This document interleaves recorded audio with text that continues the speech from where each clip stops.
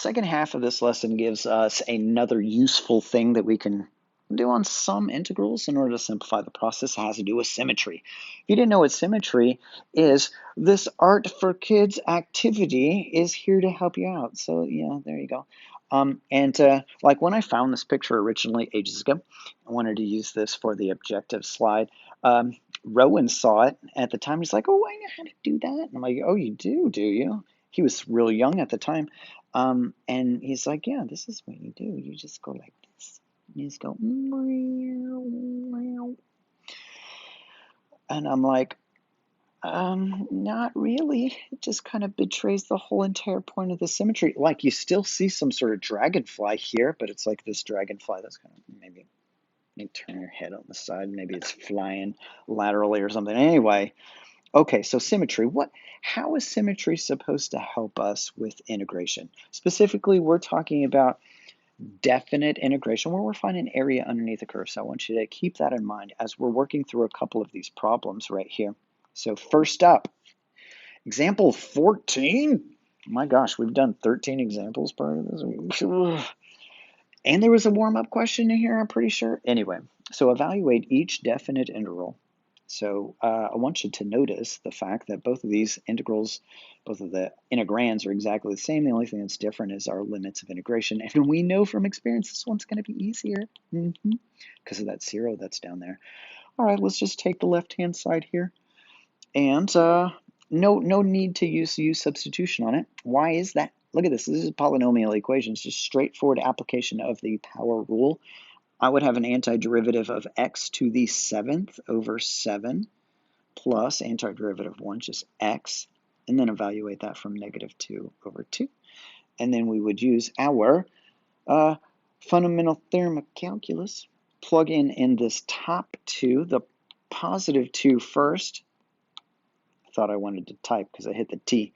So I'm going to have 2 to the 7th over 7 plus 2 minus parentheses, and then plug in the negative. So -2 parentheses to the 7th power. That doesn't even look like 7. Now it does, over 7. Hey, why don't I do this? Make these 7s look like 7s. I'm going to be here all day. All right, and then -2. I'm going to stick in the negative there. All right, rather than actually getting a number for this, I mean, sure, we already have numbers like a single value for this. I'm going to combine some like terms, clean this up so you can see where I'm going with this. So I'm going to bring down the 2 to the 7th here over 7 plus 2. And then I'm just going to fix this stuff inside the parentheses. So when I take a negative number raised to an odd number exponent, our answer is going to remain negative. So I can simplify that as writing it as -2 to the 7th without the parentheses over 7 and then -2. I did that because now I can see that I have a common factor of a negative, basically a -1, which I'm going to factor out. When I do, it's going to cancel out with the negative that's already here, making it positive. Do you see where this is going?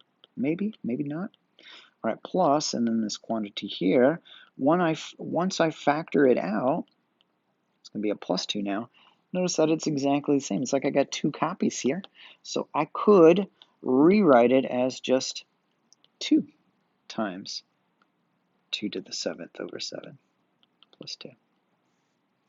All right, okay, all right. If you don't see where that's going, let's take a look at number 2. Once again, the integral is going to anti-differentiate exactly the same way. It's x to the 7th over 7 plus, fix your 7s, x, this time evaluated from 0 over 2. This 0, when we plug it into the polynomial here, it's going to cancel out. There's no need to do it. Sometimes you do, like for example, if it was a composite function inside there, or if it's a trigonometric function, you still have to plug in your 0. Or maybe even exponential because that becomes a 1. Anyway, so in this particular case, all I have to do is worry about the 2 to the 7th over 7 plus 2. All right, now notice that this answer that we just got is exactly half of that one. So the reason why this happened is because of symmetry. Take a look at the original function here. So think of this as the function f of x is equal to x to the 6 plus 1. What kind of function is it? Obviously, it's a polynomial function, but it's also an even function. Even function, algebraically, of course, means that if you stick in a negative, you get the same thing as if you stuck in a positive.